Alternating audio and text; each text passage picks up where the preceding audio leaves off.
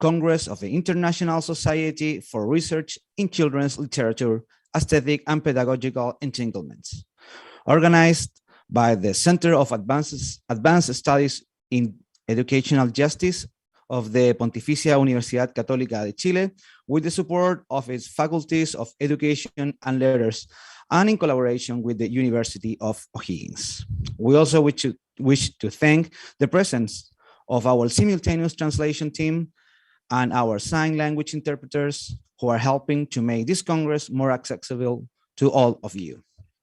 During this lecture, Clémentine Beauvais, professor at the University of York, will be sharing her keynote titled "The Future of Reading for Pleasure." Please remember that you may post your questions in the YouTube chat, and we will answer them at the end of the presentation. I now give the floor to Soledad Vélez, Doctor of Education from the Pontificia Universidad Católica de Chile, who will moderate this plenary session.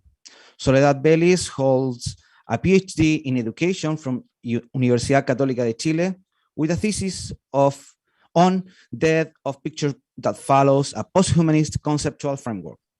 She has a background in psychology, a master's in King's College of London, and a master's in Anglia Ruskin, Cambridge. She is a professor at Universidad de Chile, where she teaches new materialisms applied to psychology. She's a researcher of the Center of Development of Inclusion Technologies and collaborates with the Center of Educational Justice. She is also part of the collaborative research platform for children's culture, #EstoTVN. The floor is yours, Soledad. Thank you, Christian, and thank you, Clementine, for accepting our invitation to be a part of this Congress, which has managed to bring together people from diverse geographies, time zones, etc. We're looking forward to your talk. Clementine is professor of English in education at the University of York in the United Kingdom. Her research revolves around literary and cultural aspects of childhood and education, especially children's literature, creative writing, literary translation in education, and the history and cultural sociology of childhood. She is the author of The Mighty Tile, Time and Power in Children's Literature. The year of the book is 2015, which proposes an existentialist theorization of adult-child relationships in children's literature. She is currently exploring literary translation, its potential role in education, and its mediation and practices in children's literature in the UK. Clementine is also a writer for children and young adults in French and a literary translator from English to French. Clementine, you may start with your talk whenever you like. Thank you very much for this. Thank you, Soledad. I'll just rectify one small thing. I'm not a professor. I'm just a senior lecturer. I know these things don't matter that much, but they do a little bit. So hi, everyone. I'm aware that I'm a bit overexposed, but I did want to show you how beautiful the weather is in Britain. It's the only day where it's like that. So the only day where it's like Chile, basically, from what I imagine. And I'm here in my office presenting this keynote to you. Thank you so much to the organizers for inviting me and for everything that you did to make this Congress online, the first of its kind, incredibly successful already. So thank you. Okay, so what pleasures does reading children's literature afford? Well, of course, it's a question that has permeated the whole of children's literature criticism since its inception. We know that one of the first statements that we said about children's literature that was said was that it should delight and entertain. And the idea that there's a kind of didactic and ideological and pleasurable split in children's literature is the DNA of its criticism. And the theme of this conference. We are still here. But what kinds of delight and what kinds of pleasures? So in contemporary criticism, even a little bit older than today, so to speak, we had some great answers early on. We had Roderick McGillis, who talked about the elemental, immediate pleasures afforded by a children's book, and the alert, educated pleasures that come from close examination and an evolution of the beginner reader into an expert reader. We had the beautiful Pleasures of Children's Literature by Mavis Reimer and Perry Nodelman, who already sort of talked about the fact that for many people, the notion of pleasure is linked to the notion that we don't have to think about it, their experience of literature that doesn't teach anything. We can see the strength of this aesthetic didactic split in children's literature that was well theorized by theorists. And all of those people talked early on about the ambiguousness of those pleasures, how they might differ according to whom we're talking about. Is it different for adults reading children's literature, children reading it, which children, etc.? And in fact, even without talking about pleasure, a lot of strands of literary criticism, children's literature criticism, is concerned about pleasure, of course, when we talk about picture book theory and the notion of the gap, which is central to it. What this gap contains, in a way, is different kinds of pleasures, of surprise or of sensationalism or of disgust or irony, etc. So any aesthetic theorization of children's literature, of course, is already about pleasures, though it's not necessarily phrased as such. Yet conceptualizing the reading pleasures of theoretical children doesn't mean, of course, that real children are getting any. So in the late 90s and early 2000s, there was a rise in the UK of an educational and to some degree academic movement called Reading for Pleasure. And that movement aimed at ensuring that children were given choice as to what they were reading, that adults would refrain from judgment about reading, so that children would get into the habit of reading a lot. And that movement is based on the notion that cultivating lifelong readers has other benefits: literacy, personal flourishing, economic success, all of those things. It's a fairly inoffensive premise. I mean, most reasonable people can agree with it. No one really said, I want all children to read for pain, but we can see where they were coming from to kind of counter the forced reading that was taking place at school and what they saw as the imposition of very, complex classics, as well as reading that was mostly meant to help decoding and literacy. It's quite linked to the phonics movement in the UK. I won't get into that. So this is Reading for Pleasure. It's great. This is me. I'm critiquing it. I'm a mean person. And I won't get into too much depth for this talk. I'm writing a paper about it at the moment. But one of the main problems with Reading for Pleasure is that it doesn't really ever define pleasure. And worse, it has always made its non-definition of pleasure so broad and so slippery as to make the whole enterprise impossible to critique. It's fair to say that for Reading for Pleasure, it's better to have lifelong, voracious reading pleasure for any books than not read at all. As long as they're reading, then all is well. The obvious issue here is that this as long as they're reading approach will suspend judgment on books that perpetuate a political status quo or that propagate politically problematic ideas. It also does not engage with the idea that valuing immediate pleasure above all might be at odds with sophisticated approaches to text in general. And in fact, the understandings of reading pleasure by Reading for Pleasure advocates have taken remarkably little from the theorizations of pleasures in children's literature criticism, or indeed literary theory in general. In fact, Reading for Pleasure often explicitly opposes academic approaches to text as killers of pleasure. Conversely, the promotion of reading pleasure by Reading for Pleasure advocates has not really attracted interest from literary theorists. So we have two fields that don't really talk to each other.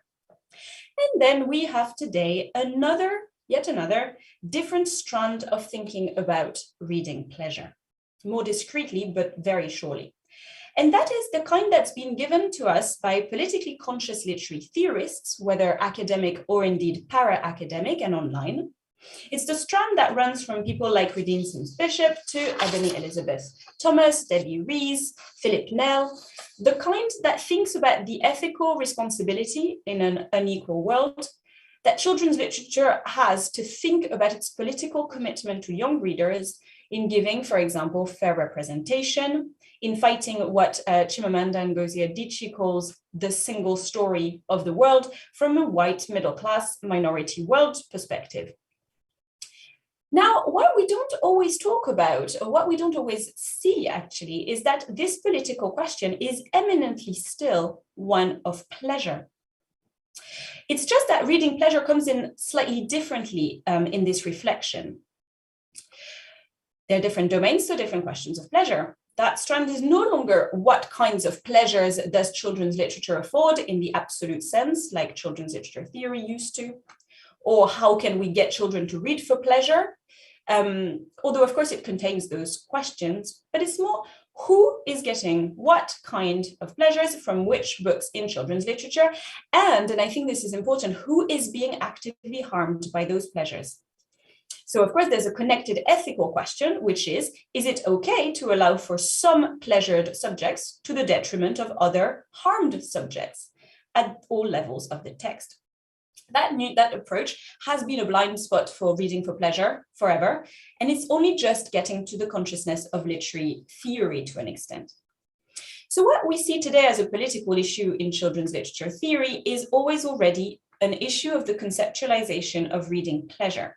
And I want to take this talk as an opportunity to put pleasure back into the heart of the discussion, because though it is there, and in fact, theorists talk about it all the time, perhaps we don't always pay enough attention to it.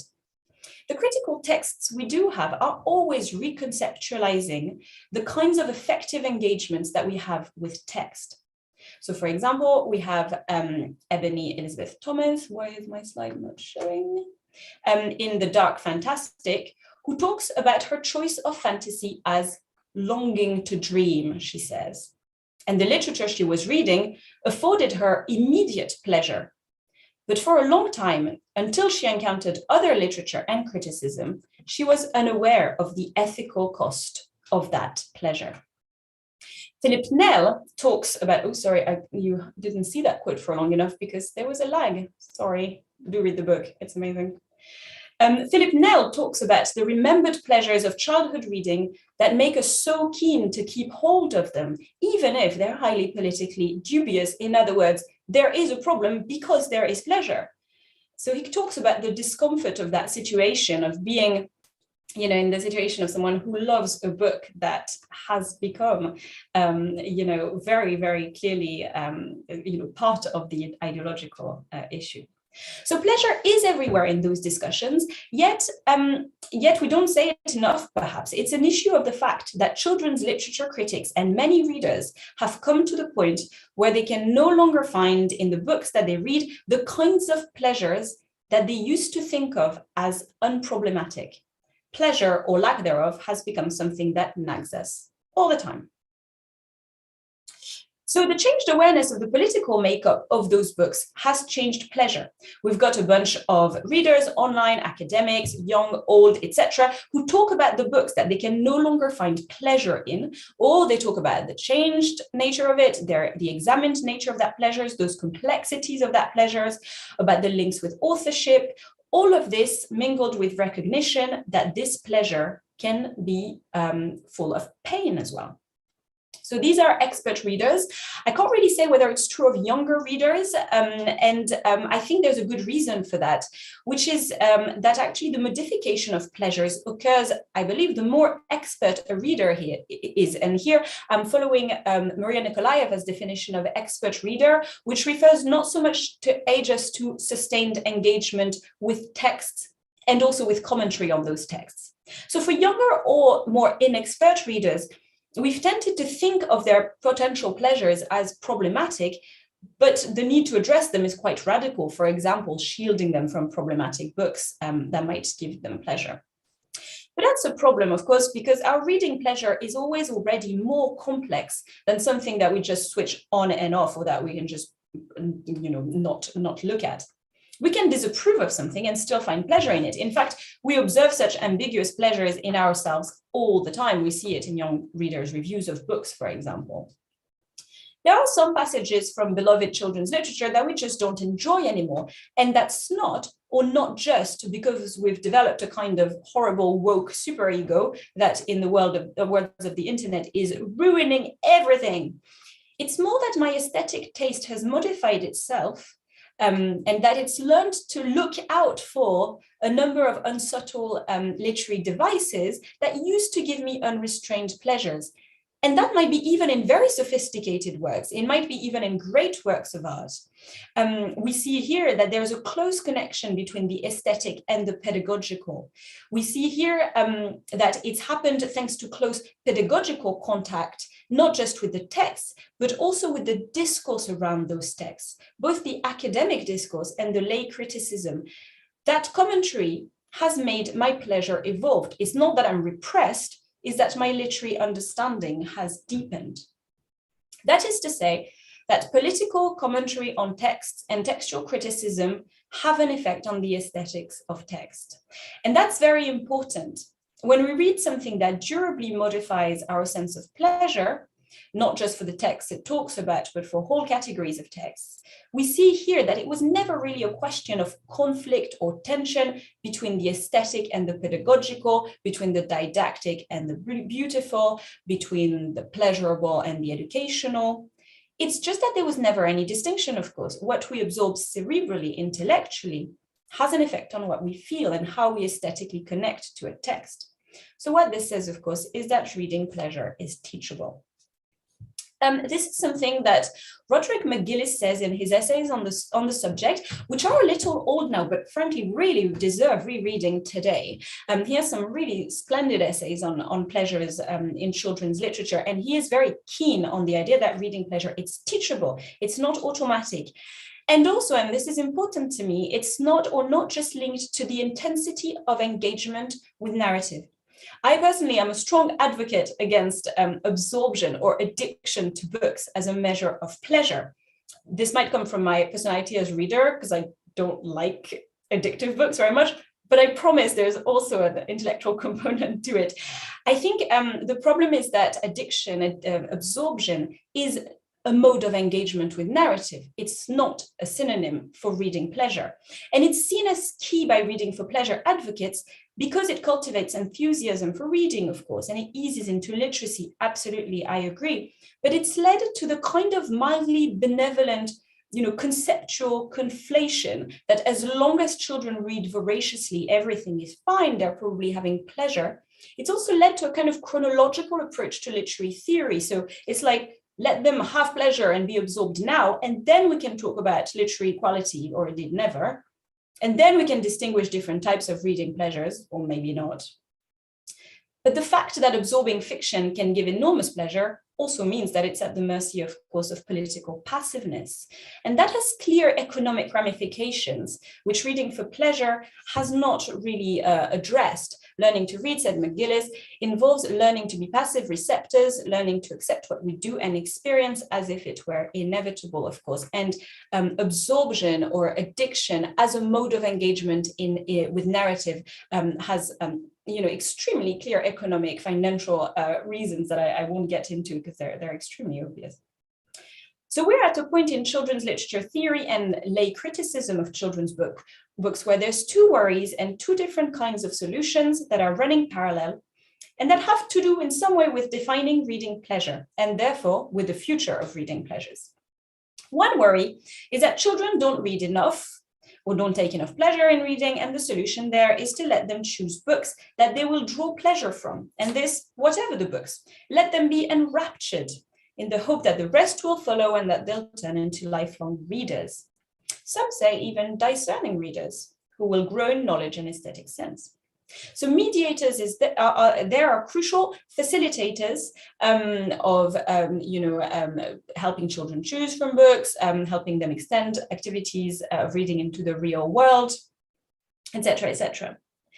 They abide very strictly to Danielle Pennack's beloved rights of the reader, which I'll get to in a minute, that they take as suspending any judgment about either aesthetics or ideology in reading. Now, again, I'm painting all of this with a broad brush. There are many different writers and researchers in the Reading for Pleasure campaign.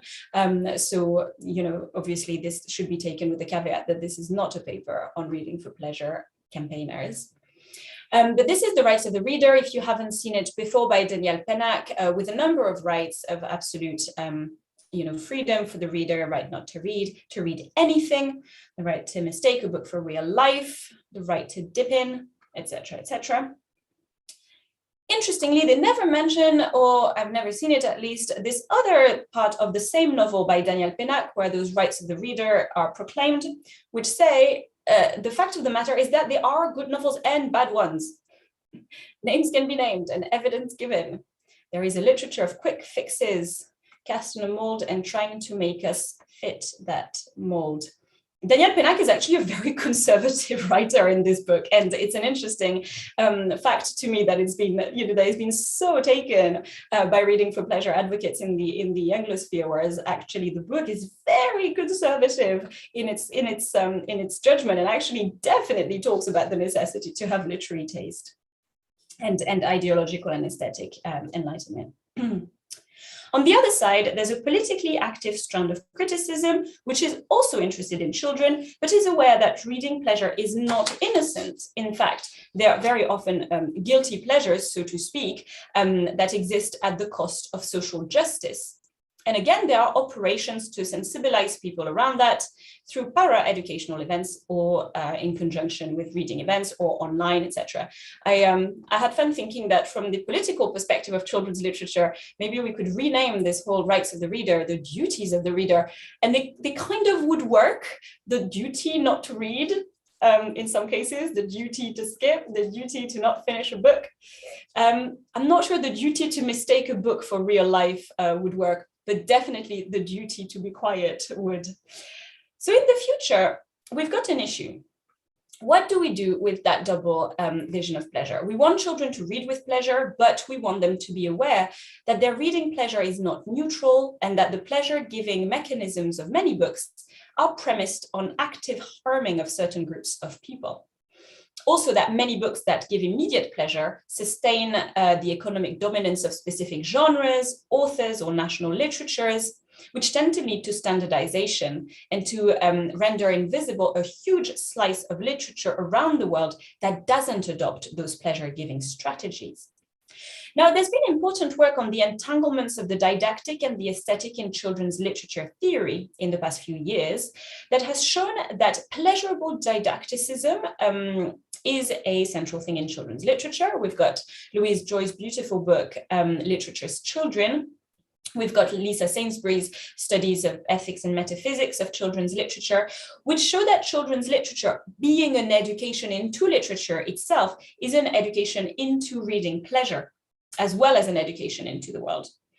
Again, I'll get back to Reimer and Nodelman's extremely good book, which talks again about the teachability of reading pleasure, assuming children will learn literary strategies by themselves merely through exposure leads to ignorance. Many people emerge from their childhood exposure to literature with simplistic interpretive strategies that prevent them from getting much pleasure from their own reading. These works can help us recover reading pleasure as teachable through thinking about literature itself. And I want to make a case for the political imperative of teaching reading pleasure directly in the literature classroom, not through other kind of activities and mediations. I mean, it can be as well, but that's not my point. And always intricated with knowledge of literary theory. So I know that sounds terrible because it sounds like I'm saying we should influence young people's tastes, but of course we all know that that happens all the time anyway. Children are not naturally equipped with the aesthetic reflex to find pleasure in stories about princesses if they're girls, or forklifts if they're boys, etc. Those pleasures are acquired. Conversely, it's naive to expect that anything that they pick up for themselves and choose to read and gives them pleasure is a good thing. We don't interrogate here the components of choice. What selection are they choosing from, in which language? What works never got translated into that language? What works never got picked up for the school library, etc., etc. And also their pleasure will have been taught to find pleasurable by a society that benefits financially and culturally from it. So we need to be able to show that some kinds of reading pleasure have been promoted, constructed, have become dominant, understand their history, and without negating the fact that they do give pleasure, offer other options. This is the moment that we were all waiting for.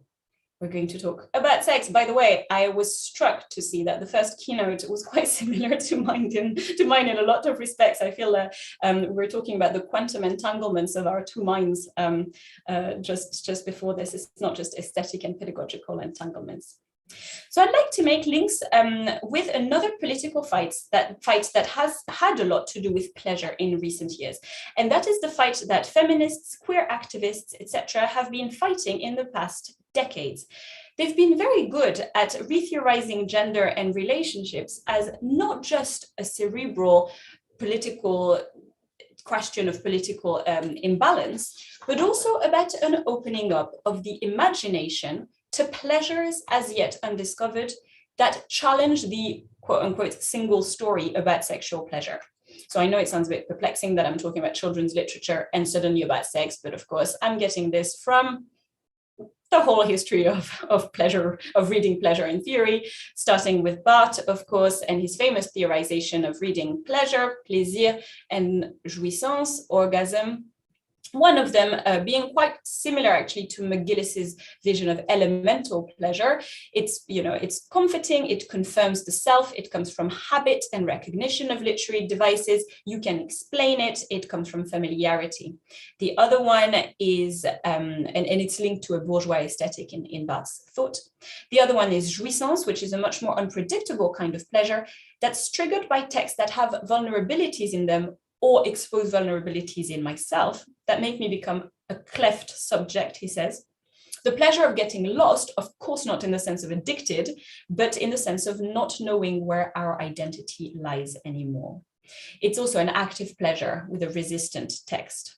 So of course, Barthes talks about sex all the time in that article and elsewhere, and he says that the text chooses him, desires him, that it's a fetish. So what feminists and activists have been doing, and by the way here, sorry, I'm going to take many examples from the French activist circle, because that's kind of what I know best in the area, what I'm most familiar with. It's my very small contribution to a less Anglo-centric view of everything. And also I do tend to take my sexual advice from the French. And that is what they've been doing, those activists, is a lot of work on the topic of sexual pleasure as teachable. Just a small warning that on the next few slides, there are some pictures that evoke sexual organs and some words related to sexual violence in French. So for example, we've got a lot of young adult influencers. This is a woman called Camille in Je m'emballe Clito. We've got Tajoui, for example, which serves that purpose as well, who force us to think not just about sexual pleasure, but also in the ways in which we learn it, in the ways we can unlearn it, so to speak, that we can subvert, enrich, or widen the pleasures we draw from sex through critical reflection, information, and playfulness. Here we've got Jouissance Club, for example, which is a pedagogical enterprise, very clearly, as well as a pleasure-giving one. Her Instagram page reads like a guide of all the opening ups, pardon the pun, of the usual heterosexual penetrative sex narrative. They think of the way in which critical reflection can be used to enrich, widen, diversify the pleasures we draw from sex. And there are lots of popular essays like that too. I'm thinking here of Martin Page, Beyond Penetration. And Page talks about the dominance of a single way of thinking about sexual pleasure in heterosexual and to some extent homosexual couples. The fact that penetration has come to symbolize sex and sexual pleasure in a way quite similar, I think, to the way that absorption and addictiveness have overcome all other narratives of reading pleasure. The heteropatriarchal penetrative model has become the sort of be-all and end-all of everything to do with sex. And so Page shows lots of other ways to have sexual pleasure out of that model. And there are many other examples of this recently. This is the Joyful Poetics of Lubricant, a very, very cool little book. And this absolute bestseller currently in France by famous feminist and theorist Mona Chollet, Reinventing Love out of the heteropatriarchal model. These people are very clear about the teachability of sexual pleasure and the ethical impact of exploring pleasures. Of course, there is pleasure, they agree, in those sexual narratives that are scripted by dominant discourses on screen and in literature. But what they're saying is that there's far more ways of obtaining and giving pleasure, and also that the dominant narrative of sex is political, of course.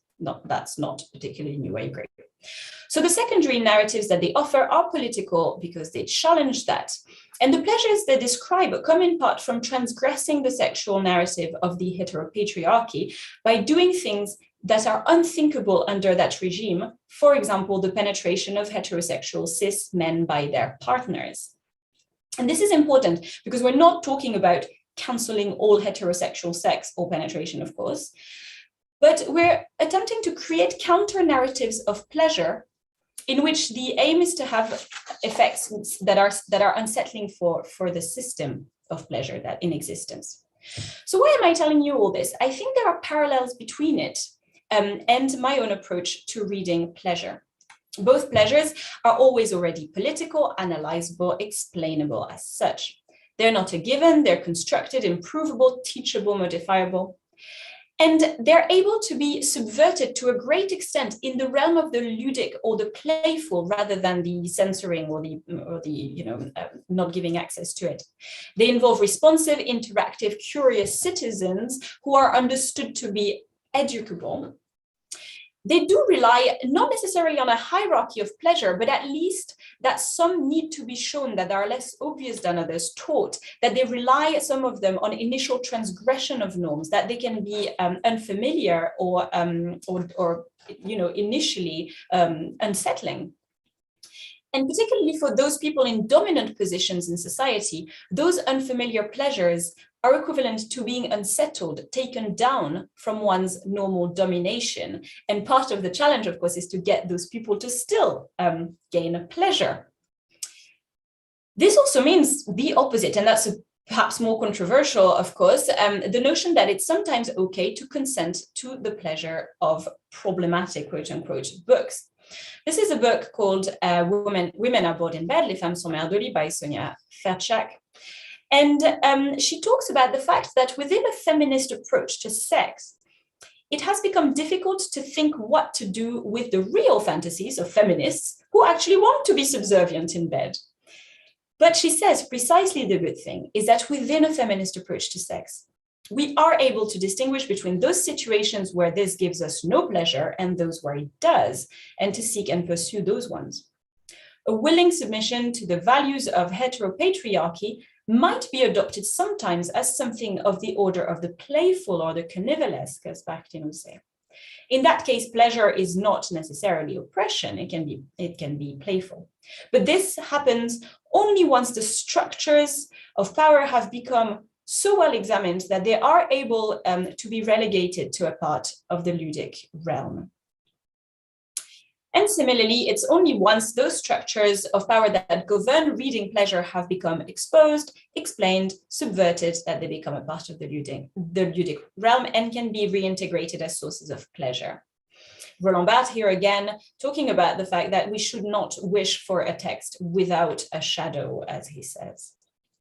So today we can no longer have a vision of reading for pleasure as a kind of benevolent project through which we can say, oh, well, as long as a child is addicted to a book, then that's great, etc., etc. It's more making sure that they understand that to become a reader is to be introduced to a variety of pleasures, very many of them scripted, some simple, easy, enjoyable, and familiar, and they definitely have a place. But as Barthes says, and I think he's still correct, necessarily bourgeois, they perpetuate and integrate the structures of the current order. And then increasingly complex pleasures that come in part from the subversion of language or narratives, of structures of powers, etc. So those pleasures are linked to form. They exist somewhere in the text, and I think that's what my next point is about, really. They're linked to the situation of reading, so reader response. They're linked to genre. They're linked to individual histories of reader. They're not all created equal. There are some pleasures that are marked by inequality.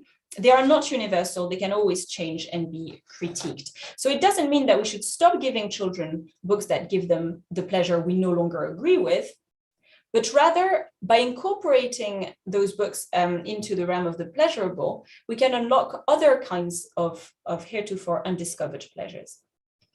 So what would it mean if we decide to put analysis of pleasure at the center of literary education?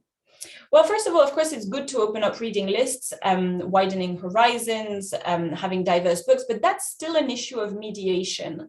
And in my thinking, it's more about reading pleasure as an element of literary teaching, not so much to the mediation of some specific books. Rather, a rethink of the way in which literary analysis is taught. We should place the concept of pleasure right back into the heart of literary education. It's very interesting because we very rarely talk of pleasure in literature class in any other way than a purely individual experience. So there's a lot of, did you like it? What did you think about it? What did you prefer, etc., etc. But especially in the higher classes, there is a kind of chipping away at this analysis of pleasure. And pleasure is not necessarily analyzed. In a way, again, it's very much like sexual pleasure has not really formed part of sex education classes for a very long time. And I've got a colleague, Vanita Sundram, who's worked on this before. The discourse of pleasure is absent from sex education. And in a way, the discourse of reading pleasure has never formed a large part of literary education either, especially, again, in the older years. In fact, where Reading for Pleasure, did great achievements was from proposing to put pleasure back into education. But it did so by advocating for lots of spaces where it might happen outside the English classroom, which of course, again, is great, but also by pitting it against scholarly approaches to texts, rather than thinking of pleasure as an integral part of literary analysis. So I'm thinking of literary education where every time we analyze form or history or style or genre, we link those considerations to the mechanisms by which a text attempts to give pleasure, making it part, so to speak, of the analysis of the implied readership. So we can start by saying, did you find it pleasurable or not? What do you think other people might find or not pleasurable, but not stay at this level of the personal to move to the analytical and the political. How does the text address an implied pleasured reader? What's the text doing to give pleasure or refuse it to the reader, and which reader? Is it linked to form, to context, to style? Is it linked to expectations? If so, what kinds of expectations? We can do that while constantly integrating the terms of literary theory. Staying with Barthes and his notion of the effet de réel, the effect of reality, the reality effect, as we say in English. He talks about those elements in the text that are superfluous to the plot itself. So, for example, when a description lingers on a bunch of objects on a piano, why are we doing that? Well, he says that's the reality effect. It helps you enter that world as if it was, a system exactly similar to our world, and it allows you to furnish that world without even being told by the text what you should put in there, through evocation, all of those objects and many more. Now, when we say that, that's a very interesting concept intellectually. It allows us to think, oh, okay, that's what our mind does when we're reading that description. But why not then talk about the pleasure of this? This is the pleasure of inhabiting a world that makes sense, that is full of visions that we have created ourselves, that are, eminently individual, and that also depend on what we know of the world. We can't do it without that. My, visualization of a kitchen will doubtlessly be very different to that of Barthes. What does that mean for the different types of pleasures that it might give someone? This is just one example. There's many, of course. Once we've fully reintegrated pleasure as a central concept in literary education, we can start discussing the ways in which the texts that give us pleasure inadvertently or because they rely on recognition of devices. And if so, do I have a choice in those pleasures? Who has a choice? Is the pleasure demanding or easy? What did I need to know in order to draw pleasure from it? Is it pleasure that transforms me or confirms me? And I think this is an important question in relation to everything that I've just said, and which is very clearly also a crucial question in current discourses on teaching sexual pleasure. When we start tying literary education to an education in reading pleasure, we start taking an analytical stance to pleasure, acknowledging that they can change. that it's not a bad thing, for instance, to make people read some texts, because actually forced reading can widen our pleasure horizons, especially for the dominant, who might not immediately find pleasure in books that ask, for example, for strong identification with people who belong to positions of lower privilege. Pleasure mechanisms are complex. There are lots of unpredictable ways we might be enjoying a text and be touched by it while being repulsed by its politics. Just look at the Goodreads page for Lolita, of course. What do we do then? Everyone's got views on this, but they're not really a question of views. They're not personal opinions, or at least there are only personal opinions if we teach people that pleasure is tied to political insight, that we cannot really make, spare that analysis. It can't be a question of answering in general, all reading pleasure is great, or politically problematic texts, it should not give any pleasure. Again, this is what McGillis did, and again, this is a bit of a call to reread what he talks about, but he talked about the education of what he calls reading to learn, which I'm not sure is a very happy term, because it does sound much more like reading nonfiction, and that's not what he means at all. He means reading in order to learn to read, or to read better, to become a better reader. And as he says, when he does that with his students, there's a lot of resistance. And their way of phrasing it turns on, he says, the notion of pleasure. Shouldn't reading be for pleasure, they ask. Why do we have to pick everything apart? And he then moves from this argument onto saying, actually, by picking everything apart, as he says, using these powers of observation and association, this results in an understanding we would not otherwise have, but also in what I have no other word for except pleasure. It is pleasing when we come to understand something, even when what we understand might be disturbing. I'll end by saying that I've been thinking a lot about those questions recently from a slightly different perspective, actually. It's because I'm writing a book on creative writing. As Soledad mentioned, I'm also a writer. And I think these are useful questions for aspiring writers to think about their own conception of literary pleasure, its place in their own development as readers and literary education, wondering how the text they're writing might give pleasure or not, and to whom, who are they hoping to give pleasure to? Where is that located in the mechanics of text? And this awareness of pleasure is a way of thinking politically, but without needing to go straight into discussion of politics. It's already a big step towards that political awareness. If the pleasure they're giving relies on stereotypical plot lines or characters, who are they giving pleasure to? Is it literary, what they're doing? What kind of pleasure are they giving? Is it sophisticated or simple? Is it passive or active? Does it transform society or confirm it? And there's a place for both, absolutely. But which one is it? Because of the centrality of pleasure in all those contemporary questions of children's literature criticism, but also of the politics of reading and of writing, I've argued here for a recentering of literary pleasure as a concept in literary education. And this means, I guess, that I should conclude by saying what the future of reading for pleasure is, and I'm hoping that it is a kind of reading for jouissance, of course, in the words of Bart. Thank you very much.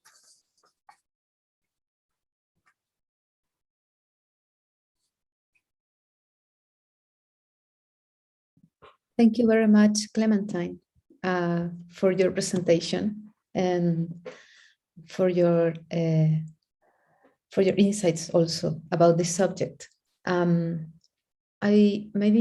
I think if you could stop sharing, maybe is that important? I don't know. Yeah. Sorry. Just in case, I don't know. Yeah. I'm sure I can in some way. I'll find out. You keep talking. Yeah, okay, thank you. So I am going to take advantage of my position as a moderator, and I'm going to ask you a first question. For this, I need to present you two scenes, so please bear with me, and I will get to the question. This is not a comment. So in the first scene, we were doing research in a library in a school, and the children had beanbags to lay in the library so they could listen to the stories that they were being told by a reading mediator, and they could lay down like in these beanbags that are like a puff, or, you know, they could be laying down in the floor. And we realized that while they were listening to the stories, to the books, they were touching each other. So, and they were caressing each other. And they would, you know, this is an interaction that we didn't see in any other place in the school. And that was interesting to us. And then the second scene, in a congress, we were presenting this. We were saying that children were, you know, touching each other and they were caressing each other during the reading. And one of the persons in the audience was a woman that was working in an alternative education school. And she was very worried about this behavior. And she said, we have beanbags in the library. Maybe we should remove them so the children don't touch and don't caress each other. So this is like, I think this joins the things that you were talking about. There is this connection between pleasure, sex, even sexual pleasure, or, you know, affective pleasure, and reading. And when that connection becomes very strong and very evident, it creates a lot of restlessness, and adults tend to worry. So this is my question. How far, or maybe if you could explain more about how far should we take this connection between pleasure and sensorial feelings and bodily feelings? I mean, because we can talk about pleasure, but should we do it in other ways? Maybe in how we arrange our library, how we think about libraries, how we think about not just talking about it, but maybe doing something else. Thank you. Thank you. That's a really interesting question, especially as it puts back into you know, the debate, that question of the spaces of reading, because my view that pleasure should be brought back into the literary, into the classroom of literature, into the literature classroom, absolutely does not exclude, of course, the notion that it should still continue in those other spaces, in the encounters with reading, the encounters with pleasurable experiences that, to a great extent, reading for pleasure advocates have enabled. That's great, and that should absolutely happen. And that actually adds a layer of thinking to what you're saying to this whole situation, because when we're talking about pleasure in the literature classroom, we can bring in some elements, for example, of reader response theory, which is weirdly not very much taught in the systems that I know, and which would actually question the ways in which we encounter a text and the embodied nature of those encounters with text, the kind of sensual experiences that are linked to it, and this is true particularly, I think, for younger readers and babies eminently, where it's always, you know, extremely phenomenological, this encounter. So that can definitely be a part of analysis. There's a kind of second question in your question, which is, how far can we take the analogy between sexual pleasure and reading pleasure? Well, I think there's several ways of answering this question. Historically, in theory, it's been taken very far, of course, and the vocabulary, the metaphorical vocabulary is very strong. Which is interesting in itself. I think that in children's literature, to an extent, it has contributed to a kind of writing about children reading in a very strange scopophilic way, as we say.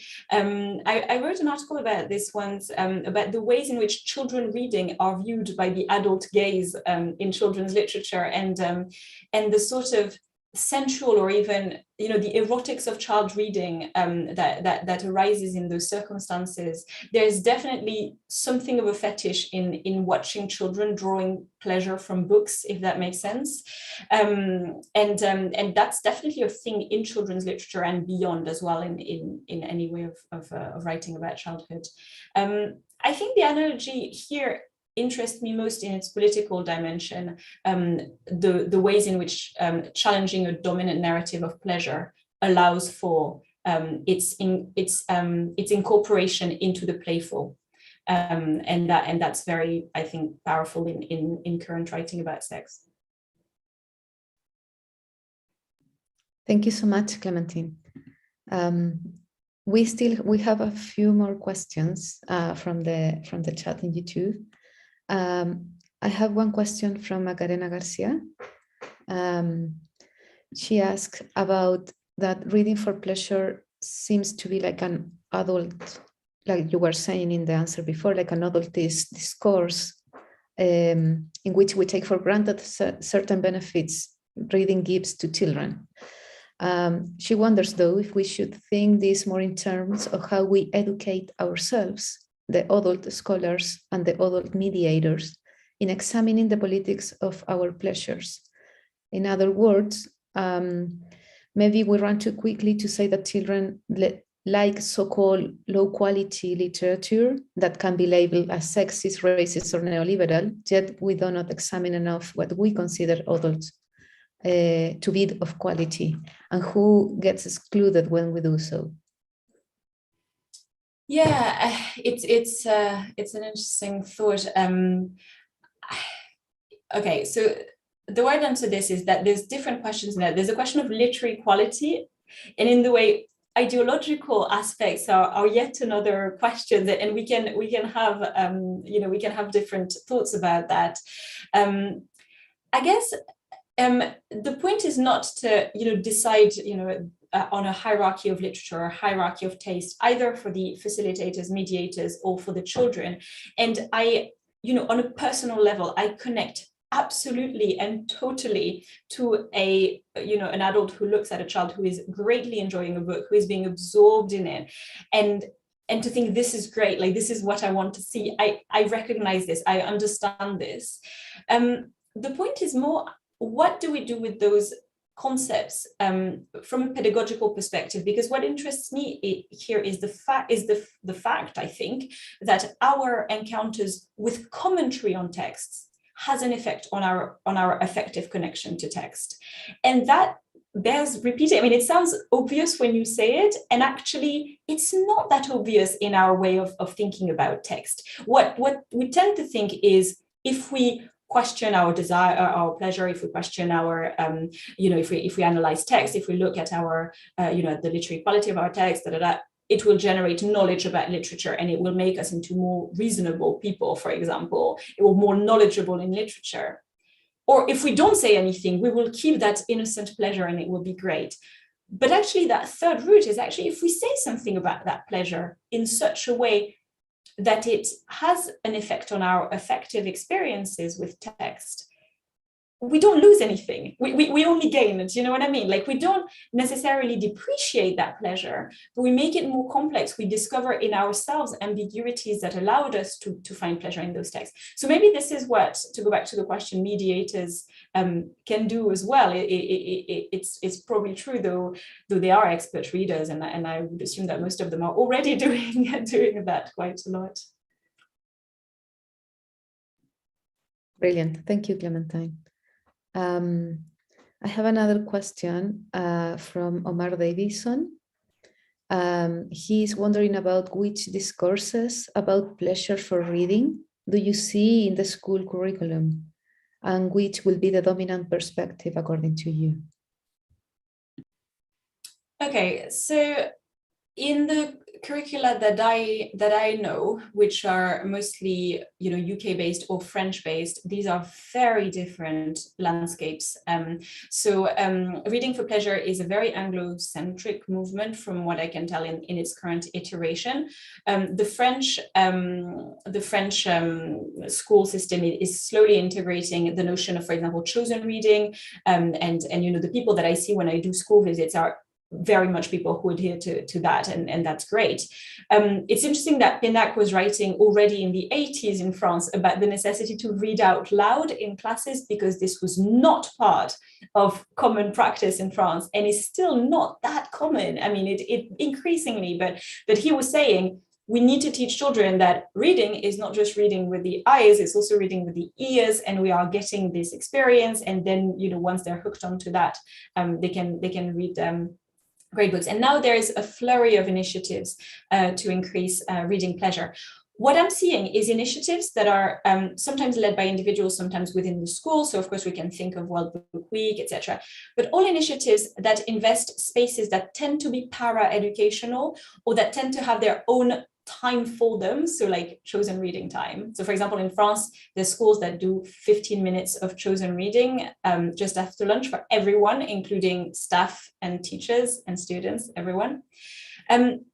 But the analytical stance on pleasure, I think it is what would be desirable. And in part, literary theory has not that much about pleasure. I mean, it does, of course, but compared with the amount of stuff that we have in stylistics, for example, there's not that much. So, of course, it's not part of a reflex of literary analysis, and that's what I'm hoping for more.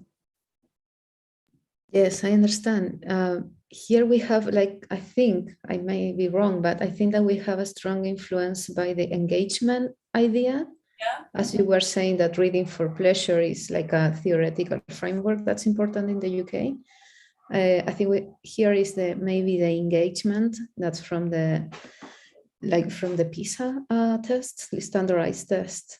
So how do you engage with pleasure? And this is still a very cognitive approach anyway. So I think that we may have to open up more to different kinds of pleasure, as you say. I have one comment from Philip Nell. He says, I think that connecting all analysis to pleasure is useful for thinking how, borrowing your sexual analogies, seduces readers into pleasures that may damage via imbalance of power, via racist, sexist stereotypes, and so on. So this idea of the seduction as this analogy to also sexual seduction. And Barth says that eminently all the time in the text. In the pleasure of the text chooses me by a series of, I can't remember what he says, but detours and chicanes and that kind of stuff. And absolutely, and expectations are also a great way of this seduction of the text. So yeah, we can go that way. I mean, it's very interesting because you have this idea. You said in your talk that you were preparing a book about creative writing, and I feel that when you are trying to learn how to produce media, especially in books, also not only I was thinking in film and series, but also in books. Sometimes it's very there is a school, or it's very easy to talk about that you have to engage your public. So actually you have a lot of books that are engineered to create engagement, but nothing else. So like a sort of empty connection with the contents. Yeah, I think I've learned a lot from practice of creative writing, not just my own practice of creative writing, but teaching creative writing and creative writing workshops, because you need to talk in a different way, pedagogically about literary analysis for creation as opposed to for analysis and reception. And eminently, the question of pleasure is interesting because in creative writing, we talk, as you say, a lot about pleasure and about engagement. So the political balance of that becomes put to the side a little bit. Whereas if we reintegrate, if we think about it in terms of pleasure, we can then make big steps towards that political thinking in aspiring writers. And it's kind of the opposite with readers in a way. If we reintegrate, the bit about pleasure, we can moderate the categorical political dimension or lack thereof, I guess. Yes, we have a question from Justina. She says, perhaps pleasure drawn from reading should be seen in the context of pleasure drawn from narratives in other media. That's like a question. So pleasure drawn from reading should be seen in the context of pleasure drawn from narratives in other media.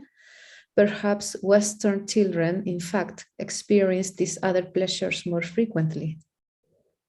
Yes, and I think that's another thing that in reading for pleasure is a bit problematic, is we don't know if it's pleasure from narrative or pleasure from the fact of visualizing from words, which is what you gain from reading, whether with the ears or with the eyes, which is why there is a difficulty, I think, with the sentence, as long as they're reading, they can read anything.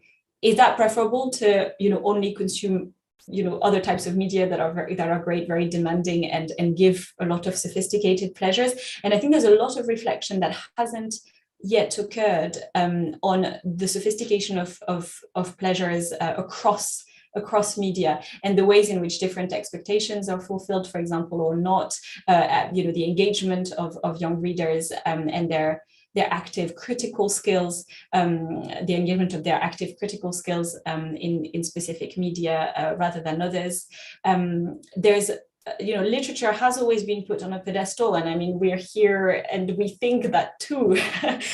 And yet, we need to be able to be critical towards that as well. There is a hierarchy of arts that places literature and therefore all of its pleasures higher than other types of art, and that might be an issue in lots of ways. Yeah, we're guilty of that, definitely. I have a question from Debra Dudek. She says, this is a quick question. Do you have an example or perhaps a quotation from a text for young people that provides a moment of the jouissance you advocate? I love this idea. Thank you for your talk. Yeah, thank you.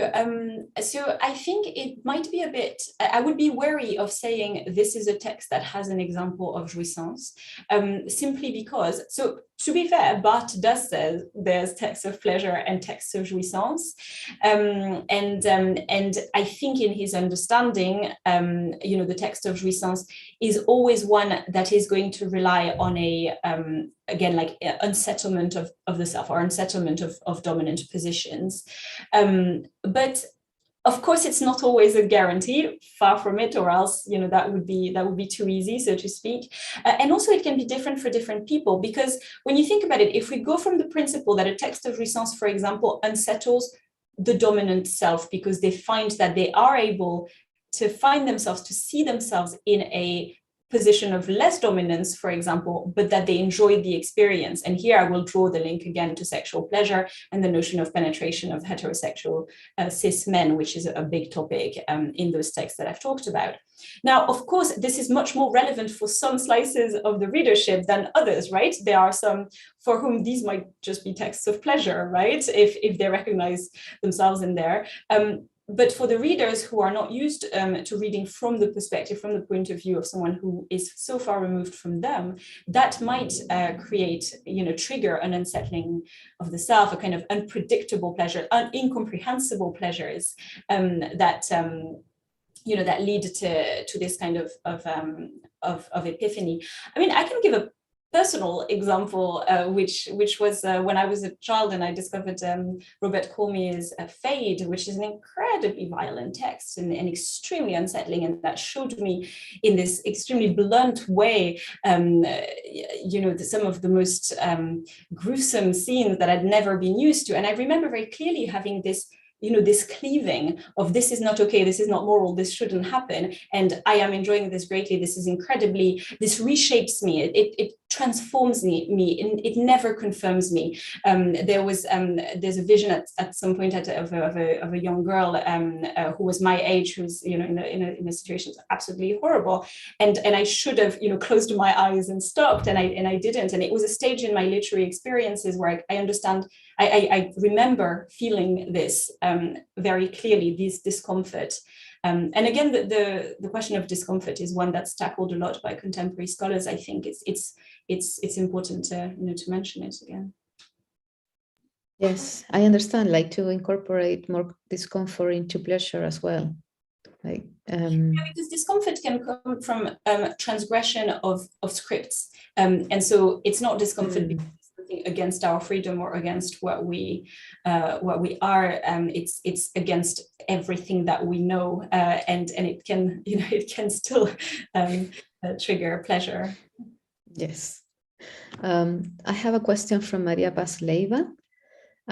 She says that schools have a difficult job since the pleasure of reading is usually not validated from their homes, and especially in vulnerable sectors where reading is not a basic need.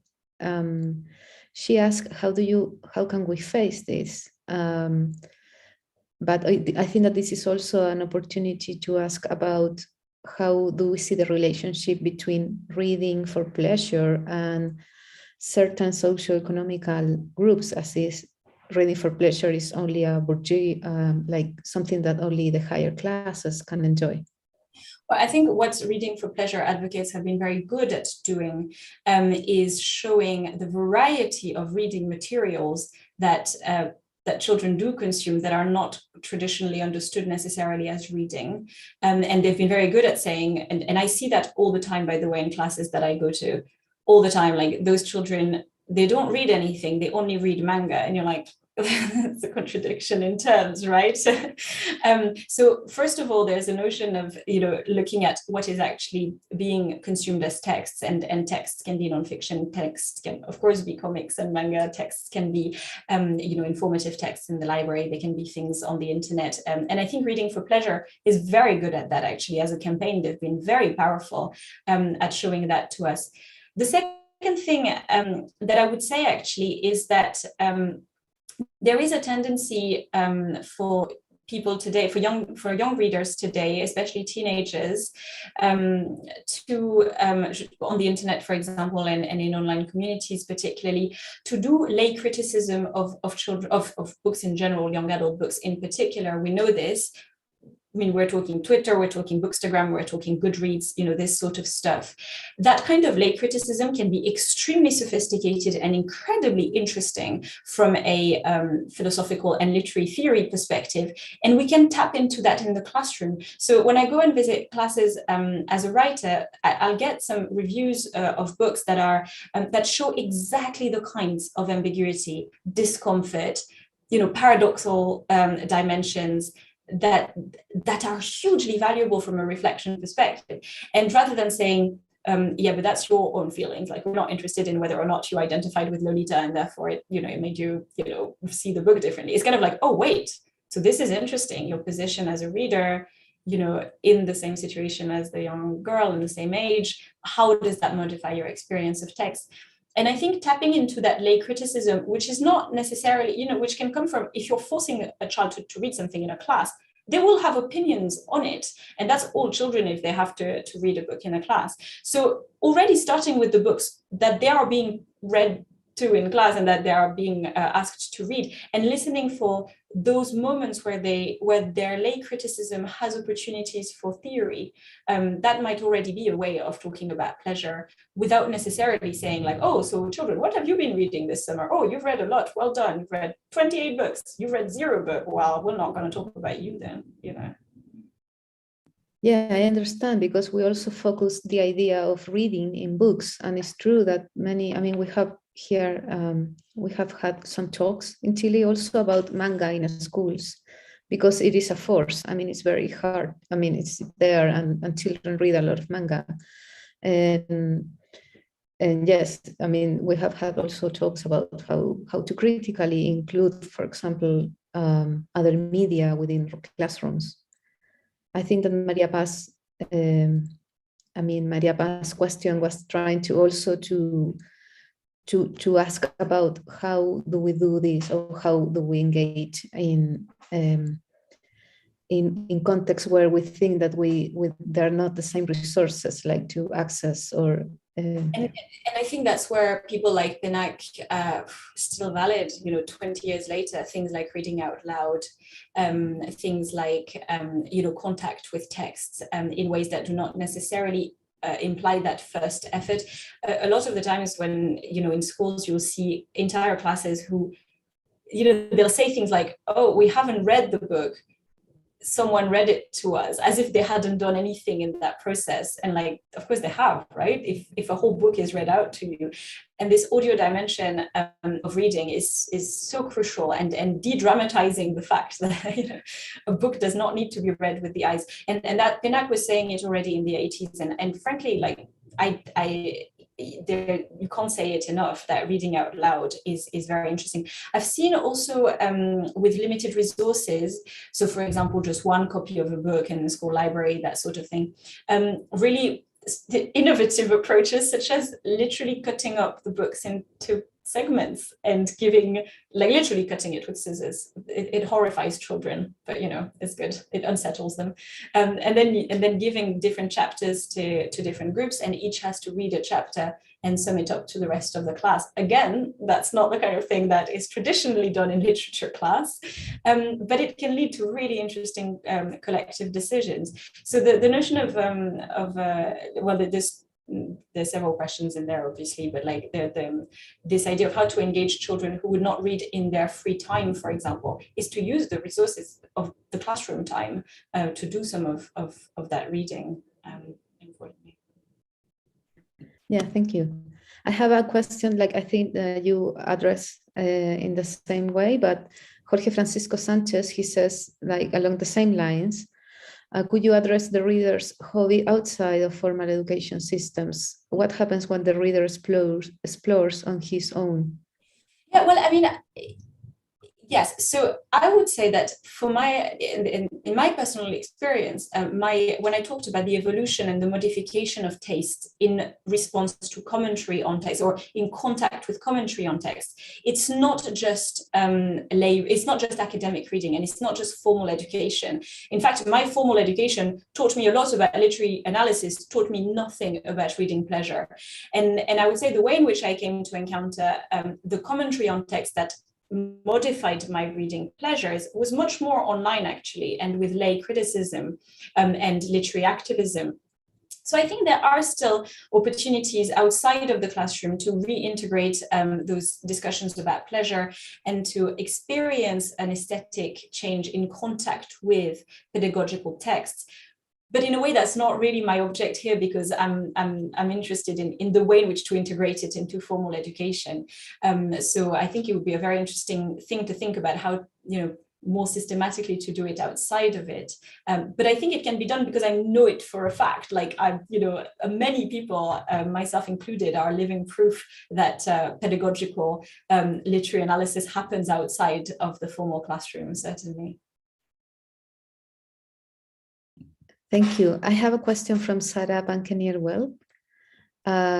She says, this talk makes me think of two things. One about consent. So could it be appropriate to consider consent in children's reading through this lens? That's the first one. For example, forced consumption in pedagogical context versus voluntary private consumption chosen by the child. And to include more consent, for example, choice in the pedagogical context.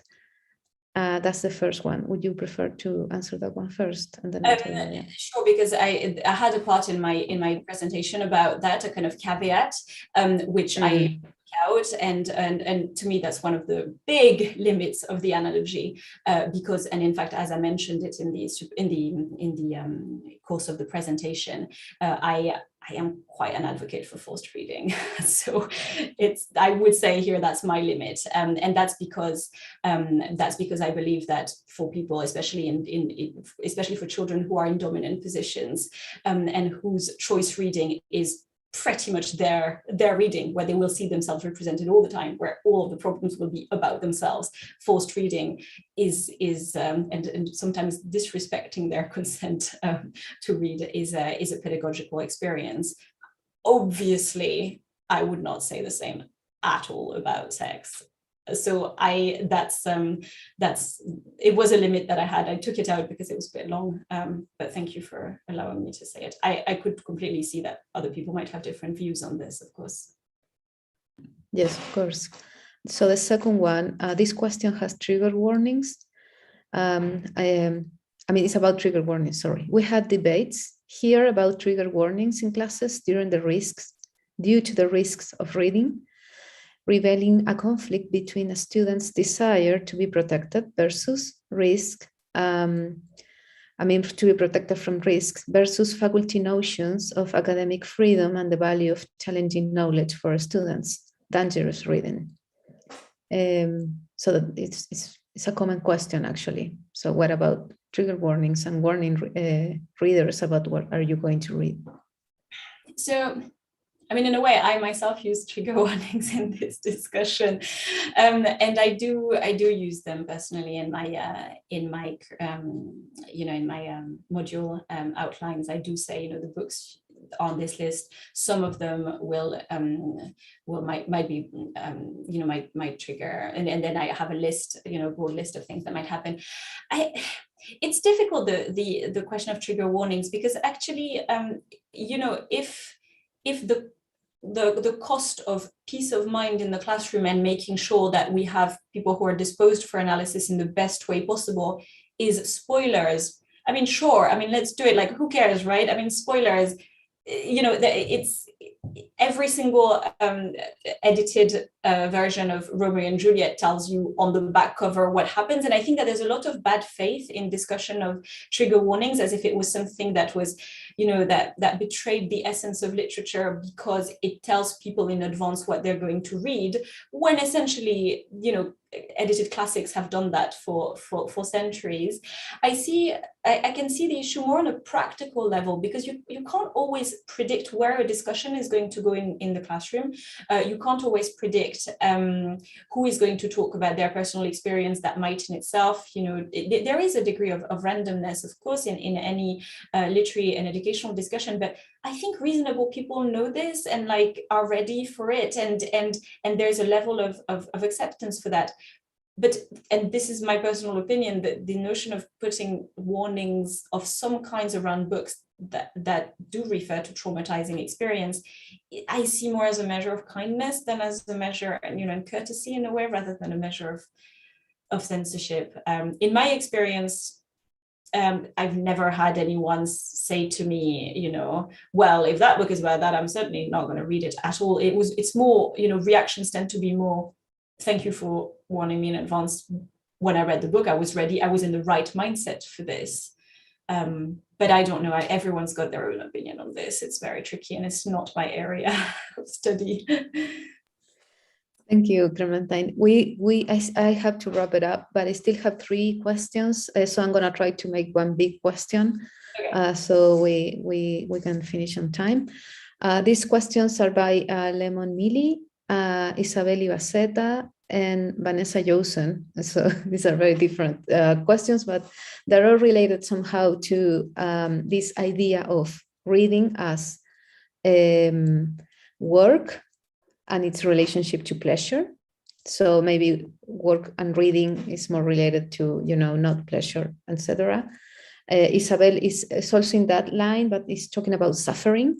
So pleasure and suffering, that may also a productive way. And Vanessa Josen talks about an article by Jane Newland, who showed critical potential in the repeat immersion in popular narratives. So maybe that it's a little bit different from the other one. But the question is if you see a potential for popular narratives in repeated immersion in popular narratives and pleasure. So maybe it's work. Sorry. Of rereading and again, right. I really don't want to sound like someone who hates popular books. That is not at all my brain. And of course, pedagogically, there's something to be drawn from, when children read and reread and reread, we know that there is a reason behind that, which is the understanding as well of narrative and how fiction works and all of those things. So I would never ever disparage that. It's more that it's not an all or nothing approach. Then for the books in the classroom, there is a place for pleasure in literary analysis. And regarding the question of suffering, that's that's catharsis, right? We're going back to the origins of literary theory, which was at the time very concerned with affect and very central. But even catharsis is an interesting example. I remember very well learning about catharsis at school. And about the fact that I remember learning by heart something like, characters in a tragedy trigger in the viewer both horror and compassion. And I remember learning this by heart and saying, that's true, never linking it to my own feeling about anything. You know, it was kind of this separate thing. So even in theorizations where affect is very central, we don't really explore it that much. And I think, of course, yeah, suffering would be a very interesting affect to explore alongside pleasure and all the nuances of affective responses to text. And in a way, again, I think that's the blind spot of a lot of reading for pleasure theorization. Thank you, Clementine. So we have to wrap up the session right now. We can continue, so I invite you all, those that are in the Congress, to continue this discussion in WOVA, in the platform of the Congress. I thank everyone for your questions, for participating. I thank you, Clementine, obviously, thank for you so being much, here. Leila, and to all the people who translated. Yeah. Yes, what a job. Christian now will give the final words. Thank you. So thank you to everyone who joined us today for this wonderful lecture. And we also wish to invite you to continue participating in all Congress activities, forums, panels, thematic rooms, and more. You can access the full Congress program in the Congress sites at www.IRSCL2021.com. So see you next time.